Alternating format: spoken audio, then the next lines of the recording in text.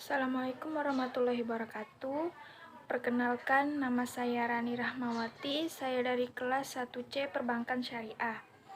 Di sini saya akan mempresentasikan tentang hak dan kewajiban warga negara.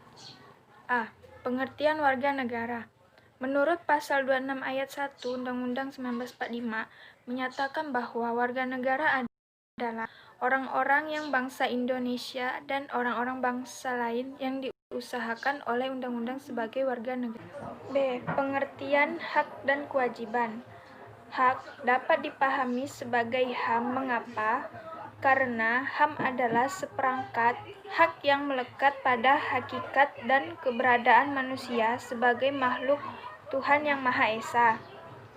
Juga, kewajiban asasi adalah kewajiban dasar yang harus dijatuhkan oleh seseorang dalam kaitannya dengan kepentingan diri sendiri, negara, maupun sebagai makhluk Tuhan. Perkembangan HAM di Indonesia. Pada tahun 1945 sampai 1959, HAM sudah mendapatkan legitimasi yuridis dalam Undang-Undang 1945 meskipun belum optimal seperti partai-partai politik.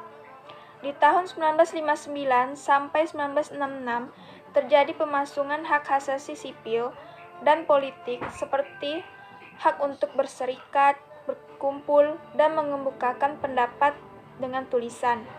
Tahun 1970 sampai 1980, HAM mengalami kemunduran dan terjadi penolakan terhadap HAM. Di tahun 1990, pemerintah membentuk Komnas HAM. Dari tahun 1998 sampai sekarang, setelah jatuhnya rezim Orde Baru, terjadi perkembangan luar biasa pada HAM dalam Undang-Undang Dasar 1945. C. Hak dan kewajiban warga negara menurut Undang-Undang Dasar 1945. A. Hak warga negara. Hak warga negara diatur dalam Undang-Undang Dasar 1945 pada pasal 28A sampai dengan 28J. 1. Hak asasi pribadi, seperti hak kebebasan dalam berpendapat, beragama, dan lain-lain. 2. Hak asasi ekonomi, seperti hak memilih, membeli, hak menjual, dan lain-lain. 3. Hak asasi sosial dan kebudayaan, seperti mendapatkan pendidikan, mengembangkan kebudayaan, dan lain-lain. 4.